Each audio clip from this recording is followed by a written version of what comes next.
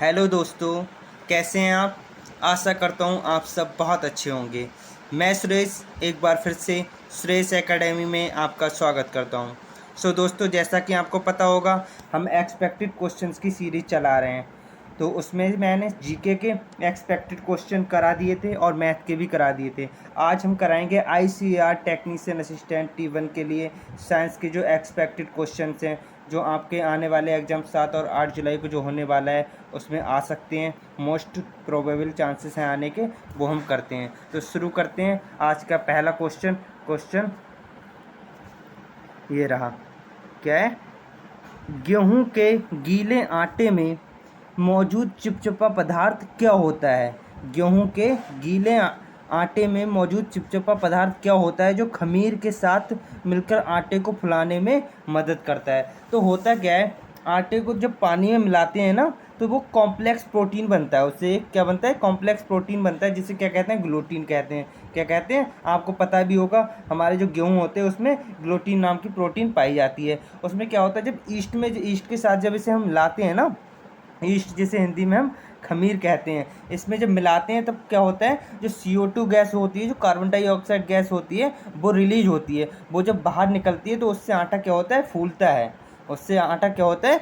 फूलता है। तो फिलहाल तो जो हमसे पूछा है, फुलाने का काम कौन करता है? खमीर मिलाने की वजह से प्रोटीन। ग्लूटीन प्रोटीन है। क्या है? एक प्रोटीन है। ग्लूटीन एक प्रोटीन है। ठीक है, तो आशा करता हूँ आपको समझ में आ गया है। तो आगे बढ़ते हैं। Next question number 2। ये क्या कह रहा है अभी? वह दर्पण क्या कहलाता है? वह दर्पण क्या कहलाता है जिसका परावर्तक पृष्ठ बाहर की ओर वक्रीय हो? वक्रीय होता है। तो मैं आपको बता दूं, जो हमारे मिरर होते हैं, जो एक कॉनकेव मिरर होता है और जो कॉन्वेक्स मिरर होता है, उसमें से हमें पूछा है जो बाहर की तरफ से क्या होता है? परावर्तक पृष्ठ होता है। तो होता है कि एक्चुअली जो हमारा जो कॉनकेव होता है, कॉनकेव कुछ इस टाइप से होता है। कॉनकेव कुछ इस टाइप से होता है, अंदर की लेयर इस टाइप से सिर्फ होती है, कर्व्ड होती है, तो इसे हम कहते हैं कॉनकेव। इसे हम कहते हैं कॉनकेव। और जो हमारा कॉन्वेक्स होता है वो कुछ इस टाइप से होता है। किस टाइप से होता है? इस टाइप से होता है। हमारा कॉन्वेक्स क्या होता है? किस टाइप से होता है अभी? हमारा कॉन्वेक्स जो होता है वो इस टाइप से होता है, अंदर से इस टाइप से होता है और बाहर की साइड से जो है इमेज बनती है। बाहर की साइड से इमेज बनती है। तो हमसे क्या पूछा है? जिसका परावर्तक पृष्ठ बाहर की ओर से वक्रीय हो। तो ये बाहर की ओर से वक्रीय किसका है भाई? ये है कॉन्वेक्स। क्या है? कॉन्वेक्स। जिसका अंदर की ओर से कर्व होता है वो होता है कॉनकेव। क्या होता है? कॉनकेव। और जो बाहर की तरफ से कर्वीय होता है, वक्रीय होता है, वो क्या होता है? कॉन्वेक्स। तो हमसे यही पूछा है जो बाहर की ओर से वक्रीय। तो हमारा जो आंसर होगा वो option number C, convex mirror, जिसे उत्तल दर्पण कहते हैं, यही हमारा राइट आंसर होगा। आगे बढ़ते हैं। Next question. ये क्या कह रहा है भाई? बिना बुझा चूना पानी के साथ अभिक्रिया करके बुझा हुआ चूना और ऊष्मा उत्पन्न करता है। ये किस प्रकार की अभिक्रिया है? तो जैसा कि बिना बुझा चूना जो होता है वो क्या होता है? हमारा COAO। क्या कहते हैं हम इसे? क्विकलाइम। क्या कहते हैं? क्विकलाइम। जब इसमें हम क्या कह रहे हैं? ये कह रहा है पानी के साथ अभिक्रिया करके। इसमें जब पानी हम मिलाते हैं, जब इसमें हम पानी मिलाते हैं तो हमारा क्या बनता है भाई? तब हमारा बनता है CaOH का होल ट्वाइस। CaOH का होल ट्वाइस। क्या बनता है? Slaked lime. क्या क्या बनता है? Calcium hydroxide. कैल्शियम हाइड्रोक्साइड बनता है। तो ये किस प्रकार की अभिक्रिया है? अब आप देख रहे हैं यहाँ पे दो अभिकारक हैं। एक तो ये अभिकारक है जो कैल्शियम ऑक्साइड, और दूसरा है H2O जो कि वाटर है। ये दो अभिकारक हो गए। दो अभिकारक मिलकर क्या कर रहे हैं? एक प्रोडक्ट बना रहे हैं। दो अभिकारक बनकर, दो रिएक्टर बनकर एक प्रोडक्ट बना रहे हैं। तो इससे हम कह सकते हैं जब दो प्रोडक्ट मिलकर एक प्रोडक्ट बनाते हैं तो वो जो अभिक्रिया होती है वो कॉम्बिनेशन कहलाती है। क्या कहलाती है? संयोजन कहलाती है। संयोजन रिएक्शन कहलाती है। दो अभिकारक मिलकर एक बना रहे हैं प्रोडक्ट, तो वो क्या होगी? कॉम्बिनेशन, संयोजन अभिक्रिया हमारी होगी। तो option number D will be the right answer. आगे बढ़ते हैं। नेक्स्ट क्वेश्चन ये रहा। नेक्स्ट क्वेश्चन क्या कह रहे हैं? पादप पोषक तत्वों के 4 युग्म दिए गए हैं, जिनमें से 3 किसी तरह से समान है और एक भिन्न है। जिनमें से 3 किसी तरह से समान है और एक हमारा भिन्न है। तो जैसा कि आप की डिमांड थी कि भाई सर इंग्लिश में और हिंदी में दोनों क्वेश्चन होने चाहिए, तो मैंने इंग्लिश और हिंदी दोनों में मैं ले आया हूँ क्वेश्चन, ठीक है। तो आप समझ सकते हैं, जिसको इंग्लिश आती है वो इंग्लिश में पढ़ सकता है और जिसे हिंदी आती है वो हिंदी में देख सकता है। तो इसमें क्या कह रहा है, तीन जो हैं, तीन ऑप्शन जो हैं वो एक तरह से समान है, और जो एक चौथा है वो इन सबसे भिन्न है।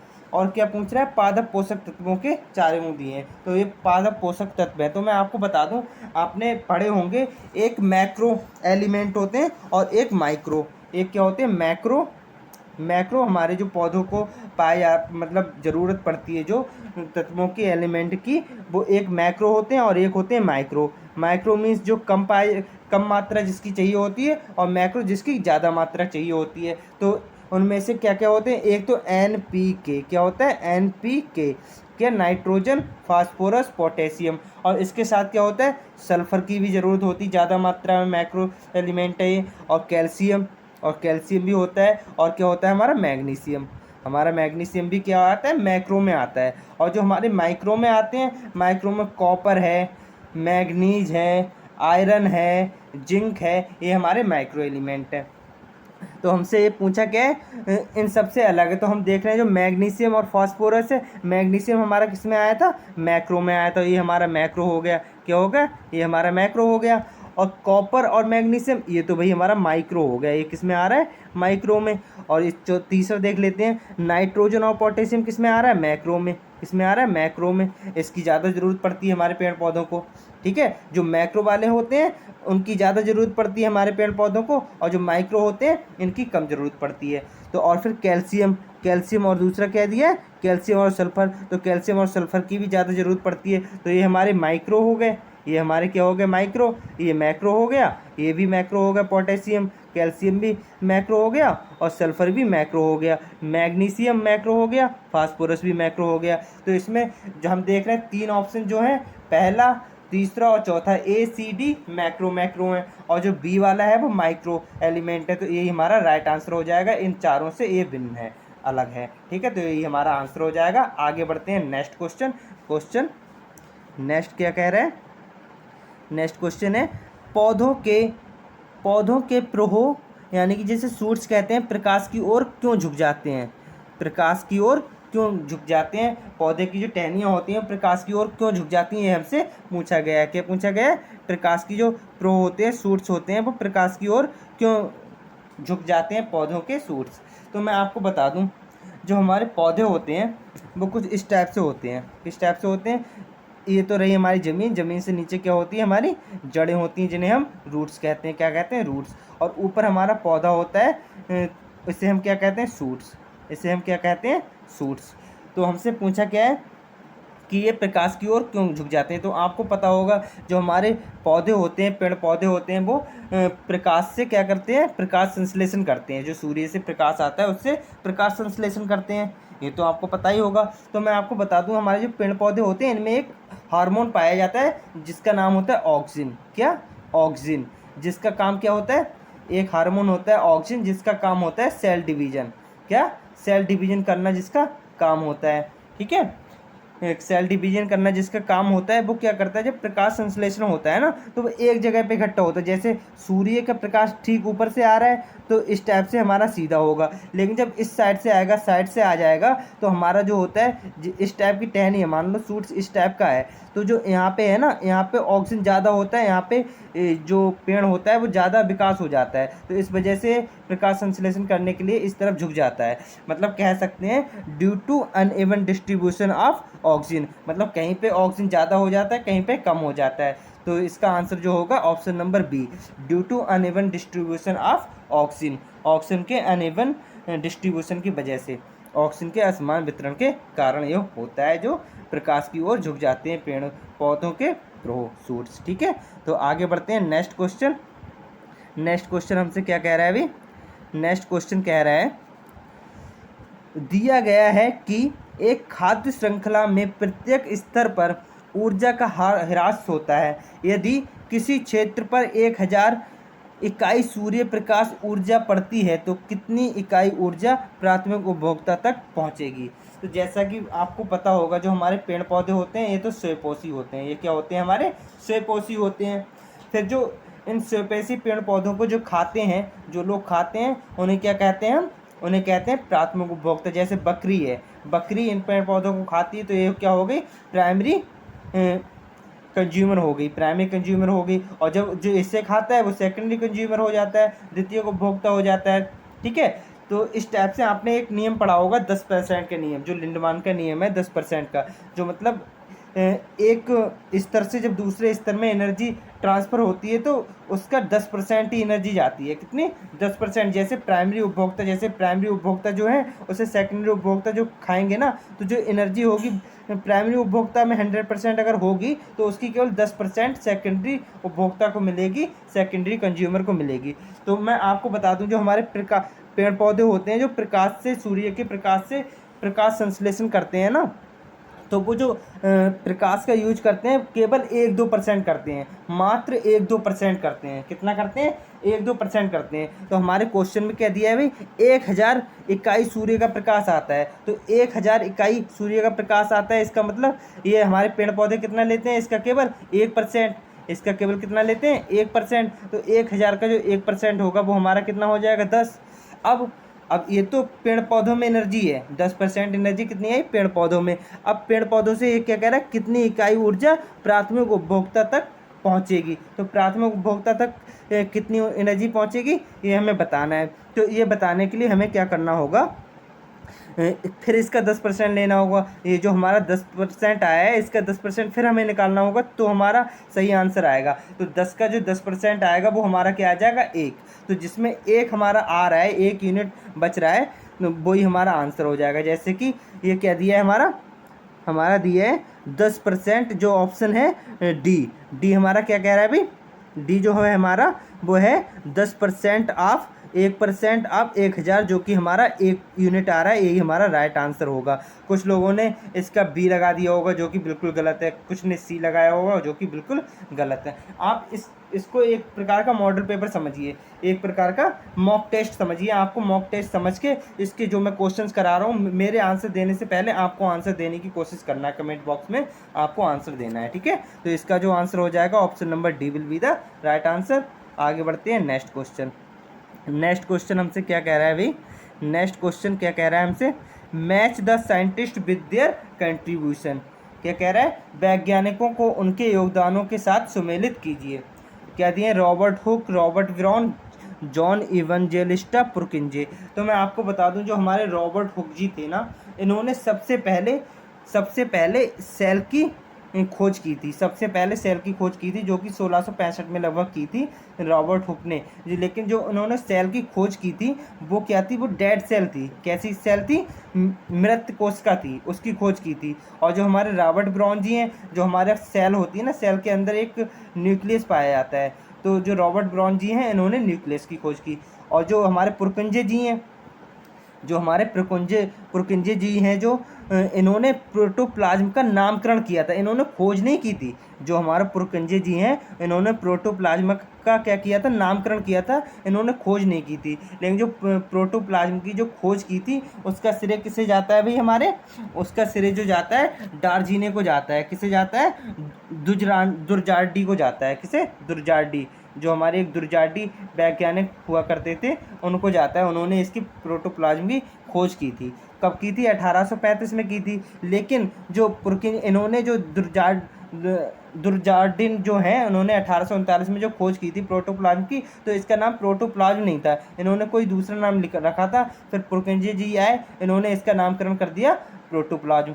तो हमने बता दिया आपको, रॉबर्ट हुक ने किसकी खोज की थी? डेड सेल की। और रॉबर्ट ब्राउन ने न्यूक्लियस की। तो इसमें जो आंसर हो भाई हम देख लेते हैं। तो मतलब 1 का सी होना चाहिए और 2 का ए होना चाहिए।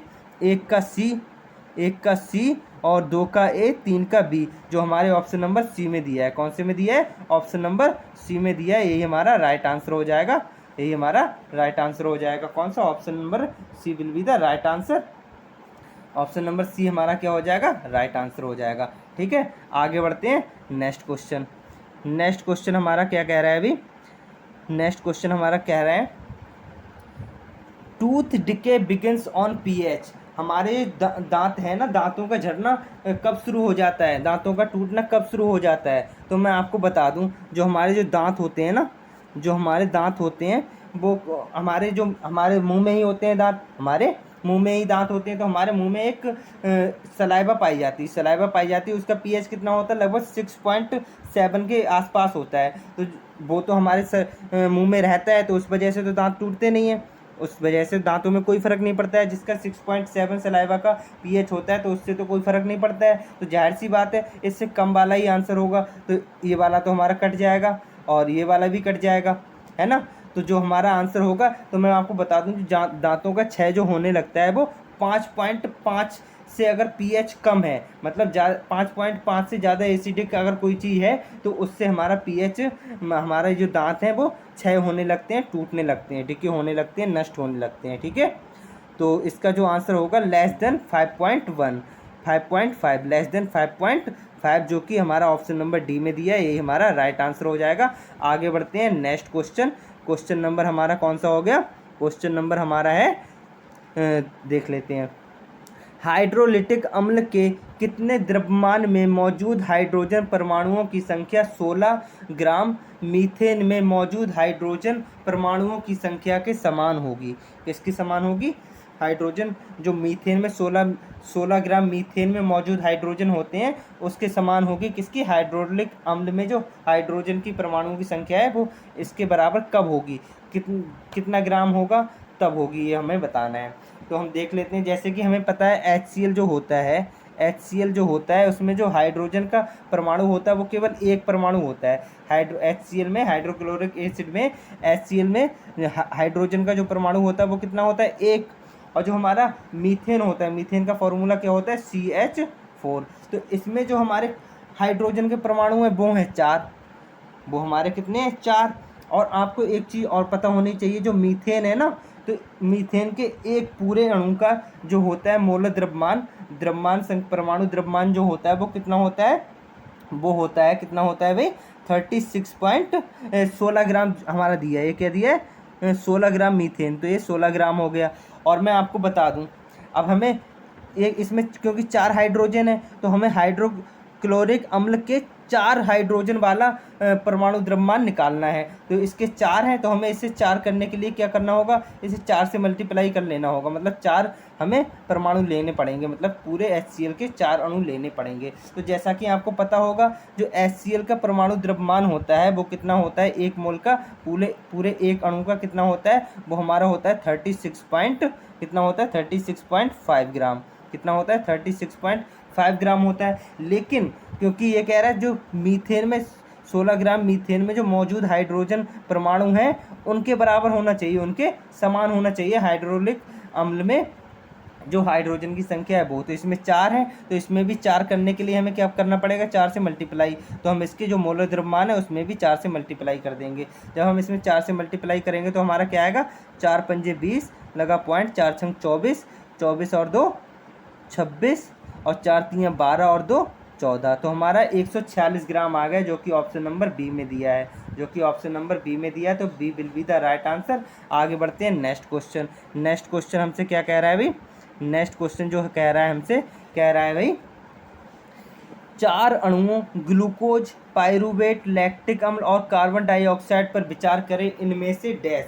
मेरे आंसर देने से पहले आप भी आंसर देने की कोशिश करिए कमेंट बॉक्स में, ठीक है, अगर आपको आता है तो। इसमें ये पूछ रहा है कि भाई इसमें दो पदार्थ ऐसे हैं जिनमें 3 कार्बन परमाणु हैं, सभी चारों पदार्थ 3 कार्बन अणु वाले हैं, और 3 पदार्थ जो हैं 3 कार्बन अणु वाले हैं, और केवल एक पदार्थ जो है 3 कार्बन अणु वाला है। ये हमसे पूछा है, इसमें क्या सही आंसर होगा। तो इसका आंसर देने के लिए आपको इन सब के फॉर्मूले पता होने चाहिए। जैसे कि कार्बन डाइऑक्साइड का तो आपको पता होगा क्या होता है, CO2, क्या होता है, CO2। ग्लूकोज का भी पता होगा क्या होता है, C6H12O6, इसका भी आपको पता होगा, ठीक है। तो इनसे अगर हम देखें तो इसमें एक कार्बन परमाणु है, इसमें 6 हैं, तो ऐसा तो एक वाला तो कोई दिया नहीं है, इनमें कोई दिया नहीं है ना, और 6 वाला भी कोई नहीं दिया है, तो इनसे तो बात नहीं बनेगी। इसके लिए हमें पाइरूवेट और लैक्टिक अम्ल का भी पता होना चाहिए, ठीक है।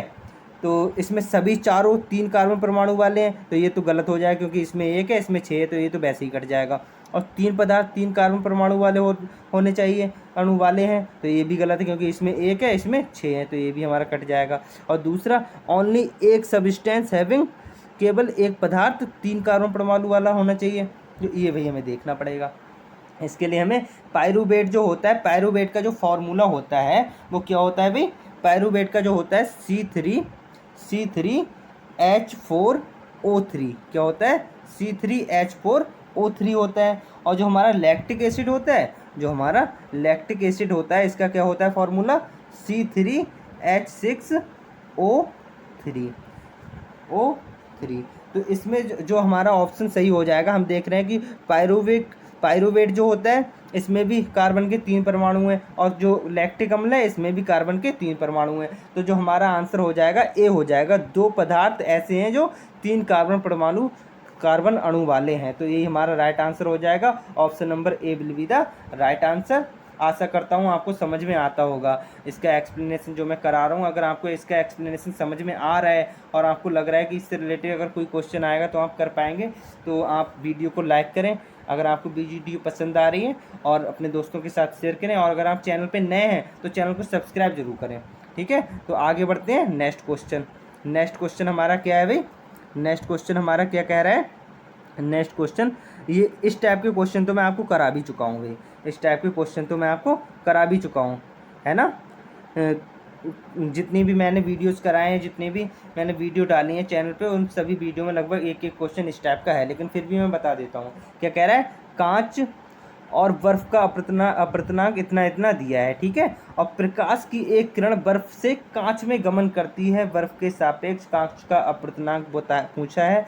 तो प्रकाश किरण कांच में अभिलंब से किस तरफ झुकेगी, ये हमसे पूछा है। तो जैसा कि हमसे पूछा गया है, आपको पता होगा जो अपवर्तनांक होता है, जो रिफ्रैक्टिव इंडेक्स होता है, उसे हम म्यू से प्रदर्शित करते हैं। अब हमें क्या करना है, अब हमें क्या बताना है, किरण बर्फ से कांच में जाती है, किसमें, बर्फ से कांच में जाती है। तो हम क्या करेंगे भाई, जो हमारा गिलास है, प्रकाश की एक किरण बर्फ से कांच में गमन करती है, तो जो हमारा निकालना है, हम जो गिलास है वो ऊपर रख लेंगे और जो वाटर है वो नीचे रख लेंगे। इसी प्रकार से हम गिलास अपॉन म्यू वाटर, इस टाइप से हम रखेंगे रिफ्रैक्टिव इंडेक्स अपवर्तनांक। तो हमारा जो कांच का दिया है 1.65 दिया है, कितना दिया है, 1.65, और जो बर्फ़ का दिया है वो 1.31। अब अगर हम इसे डिवाइड करें पॉइंट से, तो पॉइंट हट जाएगा, पॉइंट से पॉइंट हट जाएगा। तो अगर जब हम इसे काटेंगे तो कहीं ना कहीं एक से ज़्यादा ही आएगा, क्या आएगा,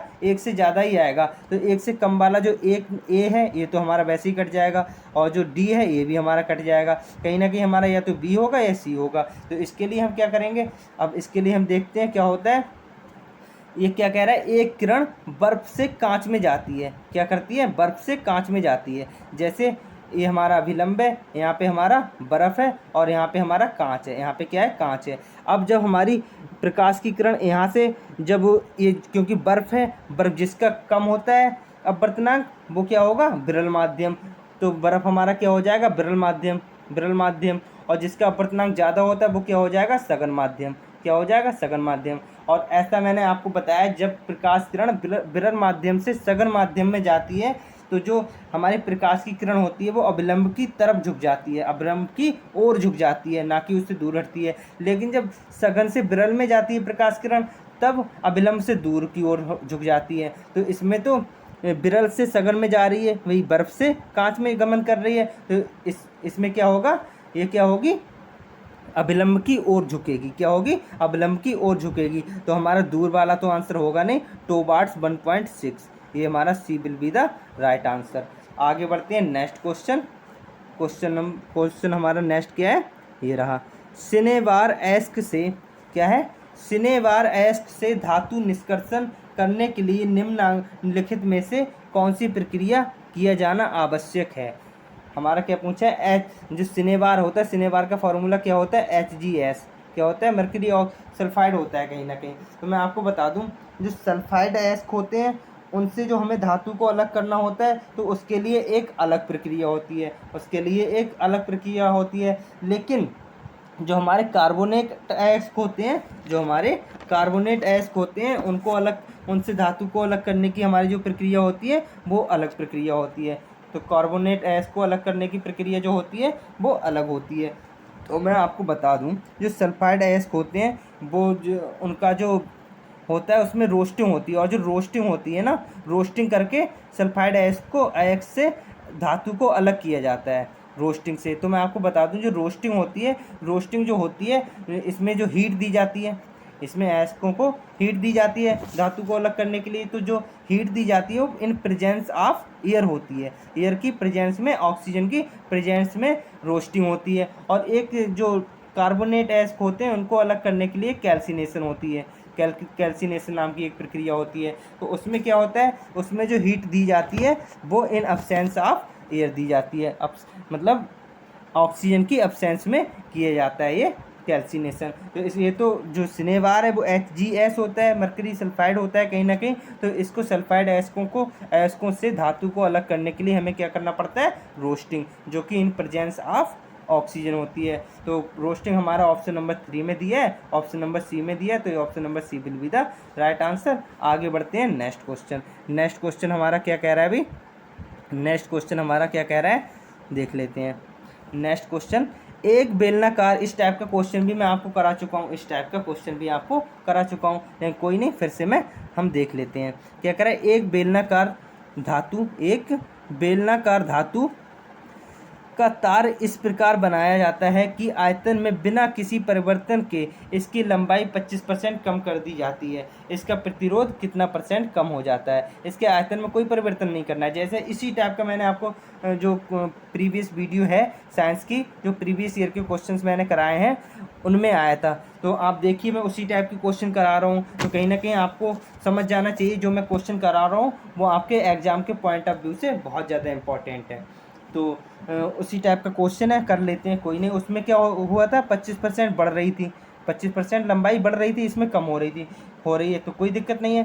क्या होता है, जैसा कि मैंने बताया था, जो हमारा रेजिस्टेंस का जो फार्मूला होता है वो क्या होता है, ρl अपॉन ए होता है। तो हमने उस क्वेश्चन में क्या किया था, लंबाई से ऊपर नीचे क्या कर लिया था, मल्टीप्लाई कर ली थी, ऊपर नीचे मल्टीप्लाई कर ली थी, क्योंकि अगर हम इससे इसे काट देंगे तो हमारा यही आ जाएगा। लेकिन अब हमें इससे मल्टीप्लाई करने से क्या होगा, ये ρl² हो जाएगा, और जो क्षेत्रफल है नीचे ए जो है हमारा क्षेत्रफल में जब लंबाई से मल्टीप्लाई होगी तो हमारा क्या बन जाएगा, वॉल्यूम। अब हमसे ये क्या कह रहा है, आयतन में बिना किसी परिवर्तन के, तो आयतन में कोई परिवर्तन नहीं करना है, और जो हमारे रेजिस्टिविटी है इसमें भी कोई परिवर्तन नहीं करना है। तो जो परिवर्तन होगा वो केवल लंबाई में हो रहा है, तो l² है। तो जैसा कि आपको पता होगा, आपने मैथ में पढ़ा होगा, अगर कोई वर्ग है या कोई आयत है, उसकी लंबाई और चौड़ाई में मान लो 25% की वृद्धि होती है, तो आप अगर कमी होती है तो आप क्या फार्मूला लगाते हैं, x + y - x/100, यही तो फार्मूला लगाते हैं, और हमारा आंसर आ जाता है कि कितने % कमी आई है। तो भाई हम यहाँ पे करेंगे, तो 25 + 25 माइनस 25 हम 625, 25 × 25/100, तो हमारा क्या आ रहा है, 25 हो गया हमारा 50, और माइनस 25 हम 625, कितना आ रहा है, 625 625/100, तो हमारा -6.25 हो जाएगा, 6.25 हो जाएगा। और जब हम इसे माइनस करेंगे तो हमारा कितना आ जाएगा, 43.75 आ जाएगा। कितना आ जाएगा, 43.75, जो कि हमारे ऑप्शन नंबर डी में दिया है। किस में दिया है, ऑप्शन नंबर डी में हमारा दिया है। तो option number D will be the right answer. आगे बढ़ते हैं नेक्स्ट क्वेश्चन हमसे क्या कह रहा है अभी देख लेते हैं। नेक्स्ट क्वेश्चन कह रहा है, निम्नलिखित में से कौन सा कथन गलत है। इसमें हमसे पूछा है कौन सा कथन गलत है, वो हमें बताना है। तो आप देख लीजिएगा, the positively charged ion is called cation, ये बात सही है। जो धनावेशित आयन होते हैं उन्हें धनायन कहते हैं, सही बात है। और जो हाइड्राइड आयन होते हैं वो हाइड्रोजन का ऋण आयन होते हैं, ये बात भी सही है। और O2 is molecule of an element, O2 जो है एक तत्व का एलिमेंट है। ये बताइए, ये सही है, गलत है? तो मैं बता दूं ये भी सही है। और जो चौथा ऑप्शन है वो हमारा क्या कह रहा है, कार्बन डाइऑक्साइड की परमाणुकता 2 होती है। तो मैं बता दूं ये तो भाई गलत है, ये क्या है, गलत है।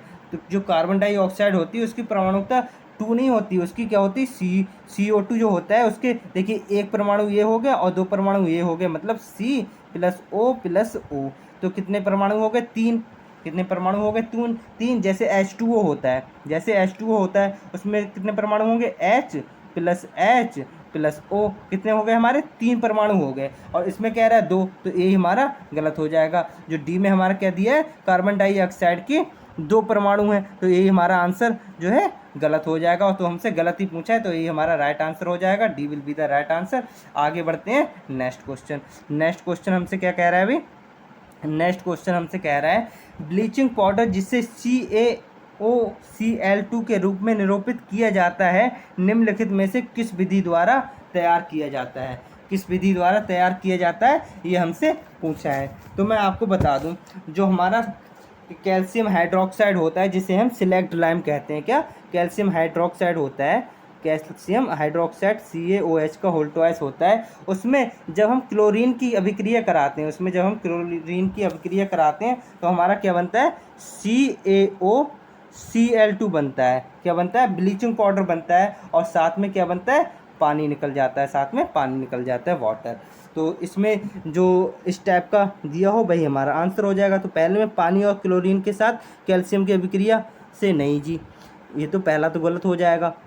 दूसरा reaction of chlorine with dry calcium oxide, और तीसरा एक reaction of water with calcium chloride, और चौथा है reaction of chlorine with dry calcium chloride. तो हमारा जो आंसर होगा वो क्या कौन सा होगा भाई, जो हमारा आंसर होगा वो कौन सा, तो हमारा जो आंसर हो जाएगा, हमने क्या किया ड्राई कैल्शियम हाइड्रोक्साइड के साथ क्लोरीन की अभिक्रिया कराई, किसके साथ कैल्शियम हाइड्रोक्साइड के साथ क्लोरीन की अभिक्रिया, जो कि हमारे ऑप्शन नंबर डी में दिया है। ये कैल्शियम हाइड्रोक्साइड है ना, तो ये हमारा राइट आंसर हो जाएगा। तो D will be the right answer. ये आज का लास्ट क्वेश्चन था। तो आशा करता हूँ आपको एक्सप्लेनेशन समझ में आया होगा, और अगर समझ में आया है तो वीडियो को लाइक करें, अपने दोस्तों के साथ शेयर करें, और अगर आप चैनल पर नए हैं तो चैनल को सब्सक्राइब जरूर करें।